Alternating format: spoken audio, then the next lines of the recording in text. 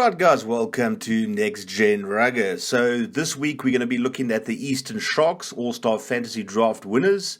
And as you guys know, there was no Craven Week this year. So what we've done is we've created our own version of the Craven Week where you, the community, get to vote on your Craven Week teams based on the various regions.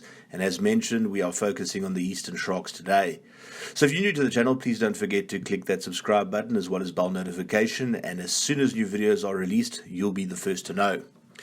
So let's get into it, guys. So at Lucette Prop, we have Patu Ganyane. Very, very special player, this guy. He was part of the Grand Como week last year for the Sharks. Managed to catch a bit of his footage on DigiTV, which for me is the best platform to watch the younger guys. And he definitely impressed. I think he will definitely be in the reckoning next year for SA schools. This year, because I think we got a lot of depth in tight head, and I'm not saying we don't have a lot of depth in loose head, but I think in terms of the loose head department, I think there could have been an opportunity for him this year also in terms of the South African and Academy team. So definitely looking forward to seeing how Patu develops even further next year, and no doubt he's going to be a name to be reckoned with in the future. At hooker, we have Bryce Calvert from Westville, and Westville are building an absolutely deadly rugby program, guys. There was a few years for them in the wilderness, but I mean, if I take a look at the young ranks and some of the players coming through, it's really, really exciting times for Westville. I think they're definitely a rugby program very much on the rise. And Bryce is one of the best young hookers in the country this year, in terms of the rookie departments. Now, the rookies are the under-17s. I think he would have been up there with the best. I think he could have maybe sneaked into the SA Academy side, but definitely, guys, no doubt in my mind, next year, this guy just walks into the SA Schools team. Absolutely amazing prospect with a great future in the game. And I already know that there are a lot of unions that are after this guy. So definitely has a big future in the game and can't wait to see him on the field again next year. Then we have tight head Vernon Matongo, and I've spoken about Vernon a lot and for good reason. So Vernon's a Zimbabwean youngster. He played under 13 Craven Week for them, then moved over to South Africa, currently at Northwood. Very well respected and very well loved at the school and by the community. Very hard workers, always in the gym, always putting in the extra work, and he just got a full ride scholarship to Marty's, so he's going to be playing his rugby at Stellenbosch. A great academy, so to speak, for South African rugby. Obviously the best university program in South Africa, if not the world, and I think Vernon will develop very well over there. Such a good guy, such a humble guy. And I've had a lot of opportunity to speak with him because obviously, done some videos for him and all the rest. And there's absolutely no doubt in my mind Vernon's going to go very, very far. I'm just hoping South Africa can keep hold of the guy. Because I really do think that he's got all the ingredients to go all the way to the top, and he can really become an invaluable asset to South African rugby moving forward. Then our first lock, Daniel Botha from Maritzburg College. Now, Daniel really impressed me last year when I took a look at his footage. This is his rookie year, under 17, and I think he would have definitely have stood out. I think he's someone that's been playing really much under the radar. And Maritzburg College, like Westville, are redeveloping their rugby program, and they've got some really, really exciting players coming through. So, he was part of the Grand Como mix last year, and he definitely would have been a regular in the first team this year. And Maritzburg had quite a few rookies in their team this year, so I think they're building towards a very, very special year next year. And I think Daniel would have been one of those players leading from the front. So definitely looking forward to seeing how he develops. And it's just going to be great because we got another year to see how he develops. Another lock, we got Henk Goos, and this is a guy that probably would have walked into the SA Schools team. Such an amazing talent. He's heading off to the Lions next year. And if you look at the pathway over there, he's got a very, very clear pathway to rise through the junior ranks quickly and, get into the Super Rugby mix pretty quickly, in my opinion. Just in terms of his gameplay, I mean, he's extremely athletic for a guy his size. Does a heck of a lot of work around the field. Line-out option, he does his work in the loose. I mean, there's not enough good things I can say about this guy as a player. And, I think going to the Lions is definitely going to be the right move for him. I think it was a wise decision to go there. And, I think he's going to go very, very, very far in the game. And, you can't say that you can't discount him not becoming a Springbok, for example. I mean, he's got all the ingredients to get there in terms of his athletic ability and all the rest. And I do think the Lions is the right place for him to develop further. So definitely a bright future in the game for Henk, and it's a huge pity we weren't able to see more of him this year. And then blindside we got Sihle Hadebe, and very low centre of gravity. In terms of his gameplay overall, I haven't managed to see a lot of his video, but guys have been sending me clips, and I have been doing a bit of research on him. And I think he would have made a massive impact this year. I definitely think he would have made a massive impact this year. Another player that I think would have been playing very much under the radar. But his work rate's extremely high, guys. Very, very high work rate. And, he's shown good leadership ability as well. And look, obviously, he would have 100% made the Craven Week team this year. A lot of quality in terms of the loose forward department, in terms of making SA schools. But I think he definitely could have pushed for a South African Academy place. Don't know much about his plans next year just yet. But definitely someone we'll be following very closely. And then we have at open side William Proudfoot from Hilton. William's a very, very underrated player. I mean, he had a fantastic Grand Coma, and a lot of people were interested in signing up with him in terms of the agencies. But he chose to focus on his rugby instead and just let his rugby do the talking.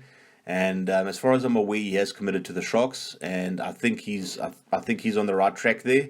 There'll definitely be a lot of challenges in terms of the quality of loose forward that the Sharks currently have, but he's got a very, very high work rate. Is not a flashy player or anything like that. Puts in the hard yards, and leads by example. I have managed to see quite a bit of his footage because I was going to make a highlights video of him, and I still will be making a highlights video of him.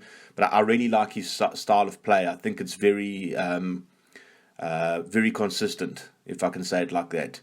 So I think Williams has got a bright future in the game. Hilton, I mean, the KZN schools are looking really good, guys. And just I'm not from the region, so I'm not bigging them up for any bias reasons or anything like that. But I mean, if I take a look at the junior ranks at Hilton, Janus Purgeta, Hatton, all those youngsters, I mean, there's some exciting times happening there as well.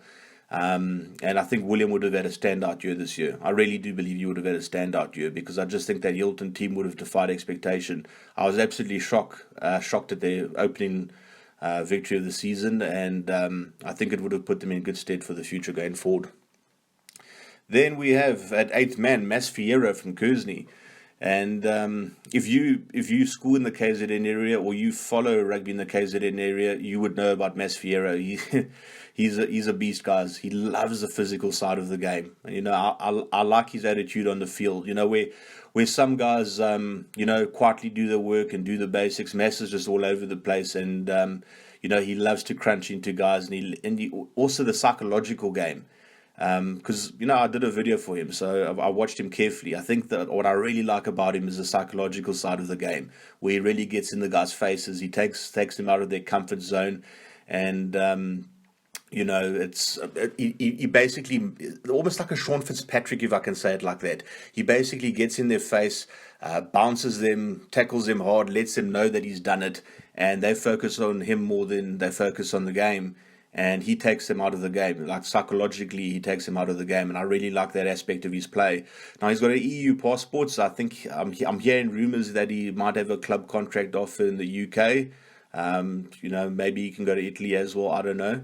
But, if he hasn't signed a local contract, I think overseas clubs will be running towards this guy because, he's definitely got a bright future in the game. And, it's the Kersney team was also another team that I was going to be watching quite closely this year. Mas obviously would have been started at 8th man for the Sharks this year, and I think he would have worked extra hard to try and make that final hurdle to try and get into an academy on SA Schools place. Fantastic player, and someone definitely will be watching very closely in the future to see how he develops. Scrum off, we have who else but Nico Steyn. I mean, I've covered Nico, since beginning of last year. The first time I saw him really play was at the World Schools Festival last year for Glenwood. And I just remember looking at this youngster and thinking to myself, like, this guy's playing against he's playing behind a pack that's not really dominant, and he's just creating space. He's opening up gaps. The rugby IQ's out of this world. The tactical kicking's so advanced. Just every ingredient that you need to become a successful scrummy, I believe he has it in spades. And he's going to be moving to the Lions, which I think is a fantastic move for him, because obviously if you stayed at the Sharks, you'd have no Humber and Hendricks to contend with. But at the Lions, very, very clear path for him. And anyway, he's from that area, so it's not going to be unfamiliar for him. And it's not going to be a case of like him getting used to the surroundings. I mean, he's, like I said, he's from the area, so I think he'll settle in very quickly, which is even better for him. So Nico's definitely going to go very, very far in the game. And, how far just depends on how competitive the scrum off position is in the future.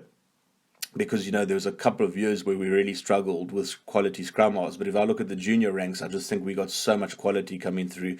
But someone like Nico, who's got a history of strong leadership, rising above challenges, I really do think that it will bring out the best in him, all these challenges. And I've got no doubt he can go all the way in the game. I've got no doubt. Moving on to fly off, we have Kent Goodega from Maritzburg College. This was a very tight vote with Kent just edging it out. Now, Kent was someone I mentioned in the 100 players to watch this year, at the beginning of the year. And he's another one that I felt was very, very underrated. Very, very underrated player, I felt. There's a lot of quality flyers in South Africa. But, the thing is, Kent's also a great cricket player, right? So I'm personally a fan of, like, when I know someone's a great cricket player, I just think to myself automatically, great fly half. There's some reason, I don't know what it is, where that just seems to work out. You think Peter Kirsten, you think Daryl Cullinan, you think Herschel Gibbs, and Kent, you would have been part of a very exciting Maritzburg College team this year. It would have been a very, very competitive year in the KZN region. And I just think, look, his rugby IQ is very, very much up there. And I think his rugby IQ and, his tactical kicking game and all the rest of it makes up for some of the potential shortcomings that are out there. And there are not many shortcomings. But his old man was a guy named Udo, and he was a Maritzburg College legend. So I just think it's an absolute tragedy that Kent wasn't able to, lead from the front with Maritzburg and, in his matric year. So he's just going to have to produce another Goodega that's going to be a great fly-off and cricket player, because I think his old man played SA Schools cricket and SA Schools rugby, if I'm not mistaken. So, we just got to wait. Whenever he decides to start, family, we just got to wait another, whatever it is, 16 to 18 years, and we can get another Goodega on the field in matric, and hopefully he can dominate as well. We'll see. But yeah, Kent, definitely very humble youngster. Apple obviously doesn't fall from the tree. Good cricket player, good rugby player. And I've personally got no idea what he's going to be doing after school. If he's going to pursue rugby or he's going to continue with his cricket. But whatever it is, it was just great to have another Goodega at Maritzburg College, carrying on a proud family tradition. Then moving on to the left wing, we have Munash Dukuswa. Now, I'm usually good at pronouncing the names, guys, so apologies about that. But yeah, a real speedster, guys, a real speedster. He was part of the Grand Coma week last year, as far as I know, so that would make him a rookie this year. And the pace of this guy is very, very underrated. I think he was a 100 and 200 meter winner at school and at provincial level, if I'm not mistaken. So the pace is there, and it's the overall reading of the game is over there. And he's a very much electrifying prospect. Next year, I think he's going to be. I think he's going to set the whole scene alight in the KZN region and even South Africa. I think he's going to be scoring tries for fun next year. This is someone that I saw a bit of footage on last year in his under 16 year, and I was impressed. He did stand out. And I think this year, like in his rookie year, he would have definitely have made some waves. And we wouldn't have looked at him as like one of the top 5 wings in the country overall, because there's just so much quality in the wing department in South Africa right now. But he's someone that we would have been saying, like, right, we got to watch this guy next year, because that's going to be something special. So yeah, definitely looking forward to seeing how Munash develops next year. And I think I think this year, obviously he's a left wing on this list, but I think maybe next year we might see him at fullback. We'll see. It'll be interesting regardless. Then moving on to the inside centre. Who else but Mambo Mkhize? And this vote was not close. And what it says to you is not about the other players, because in terms of the actual position in this draft, if you take a look at the other players mentioned, they are extremely high quality players. Both of them, two of them that I'm thinking of, probably would have played Craven Week at the majority of unions. But the thing is, they got this guy in the way, and this guy is just something special. I mean, Mambo is a very, very, very special player. In terms of offloading, way advanced, way beyond his years. And in terms of his pace, his reading of the game, everything. I mean, Westville would have had an absolutely deadly backline this year, and this would have been the playmaker. This would have been the guy that was making things happen. There's not even a question if he would have made the SA Schools team this year. Like, Mambo would have walked into it. There was no doubt. You could have put his name on there at the beginning of the season. And if you take a look at the first game against DHS, I don't think anyone saw that score coming. And that had a lot to do with Westville's backline, an unbelievable backline. So it would have been very interesting to see how they would have developed as a team this year. But no doubt about it, Mambo's a special player.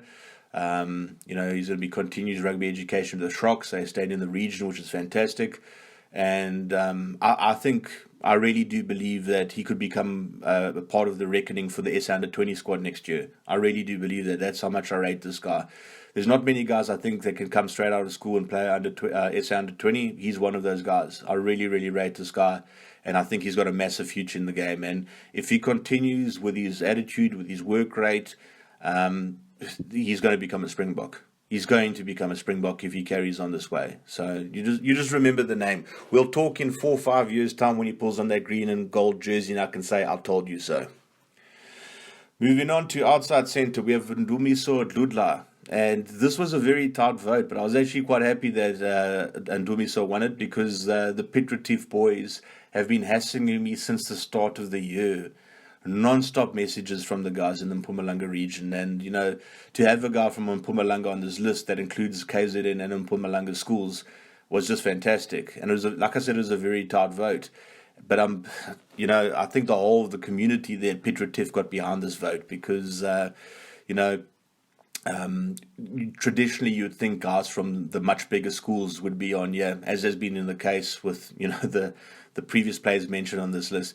But you might remember him from the video that I did on, smaller school prospects to keep an eye on. And he's been part of the scene in terms of Pumas rugby, and a highly rated player in that region for some time. Impressed at Grand Como week. I think would have walked into the Craven Week team this year. Would have definitely, no doubt about it, he would have been playing Craven Week. And I think at Craven Week, like I said to you before, I think, you get those players that... from the smaller unions that get their one chance at Craven Week and just have a standout tournament, and everyone's like, well, where did this guy come from? They don't look at the 4 or 5 years hard work before. They just look, oh, this guy just arrived. And I really do believe that Ndumiso would have been one of those players that would have just stood out at Craven Week. I think he would have made a very, very big impact, and I think there would have been a lot more heads turned. I don't know what opportunities he has in the near future, but I do hope he does continue in terms of his rugby career and carries on working on it, because I do believe this guy can go far in the game. And he's got a great attitude, very humble, and he's got the whole of the community behind him. So I hope he sticks with it, and I hope he continues working hard and develops into the player we all know he can develop into. Then right wing, we have Bayanda Ngubane. And he's another Westville player. And like I said to you guys, the Westville backline this year would have been absolutely deadly. And this would have been one of the prime finishers. So he's just got pace like no other. A very, very powerful runner. What I really like about him is his pace off the mark. And he's got a great reading of the game as well. And he's not afraid to put in the hard work defensively as well. Also positional awareness is great, guys. Very, very good positional awareness. I like the way that he clicks with Mambo, for example. if you take a look at some of the video footage of Mambo, you'll basically see like these guys and another player that I'm going to mention very soon, they click very well. And that brings me to the final player, and definitely not least, Larry Nkonki, and that's another Westville player at fullback. So Larry is under 18, but he's in grade 11 this year, so we'll be seeing him again next year, and he will be setting the field on fire next year. Larry is one of the best prospects in the country. I mean, when you take a look at players like him and Mambo, you don't even look at it as rugby anymore. It's almost like an art form, what these guys have done. They jazz the game up. They make it fun. They make it enjoyable to watch. And Larry is just very, very special. So he's from the Eastern Cape originally. Like many of the Eastern Cape youngsters, he made the move over to the KZN area. And like I said, and I repeat many times, Westville are just producing an unbelievable rugby program. And Larry is one of the leaders in that rugby program. And next year, he's just going to, what a difference a year can make. And just wait until you see Larry next year. Everybody in the country will be talking about Larry next year.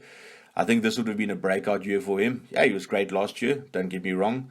But I think he would have been a name on everyone's lips this year. But next year, let it just be a guarantee that everyone's going to be talking about him. And any union that wants to get hold of this guy, you better open up that checkbook, boys. You better open up that checkbook, because I think there's going to be a bidding war like none other when he becomes available. I really do believe that. I remember when Kerwin Bosch was leaving schools and all the unions were after him. So I think it's going to be the same. It's definitely going to be the same situation with Larry. And I think Larry will be he'll be part of the SA under-20 mix when he leaves school. No doubt about it. And I definitely see him joining the 7th Circuit after that, 2-3 years there, where he'll become a massive name. And I think after that, after that sort of period, maybe 2 to 3 years, I think he'll re-enter the 15-man game and just blow everyone away. I mean, the pace is unreal. The reading of the game is unreal. The thing is, like, there are very few plays where they get the ball and you just don't know what they're going to do next. And they just got this ability to find gaps where nobody else can find gaps. And, it's such a pity we weren't able to see the Westville backline in full flow this year, because I think they would have been one of the most exciting, if not the most exciting backline in the country this year. But next year's another year. Like I said, great program being developed over there. So looking forward to seeing Larry next year. And no doubt keep your eye on him, guys, because he's a player that's going to go very, very far. So thanks a lot for taking the time to watch. Next week will be our final installment, and that will be the Cape Storm. We'll be going through the starting 15 or the winning 15 for that, and voting is open now. So just head over to www.nextgenrugger.com and start voting for the player you feel deserves to go through. Have a great week further, gents. Cheers. Bye.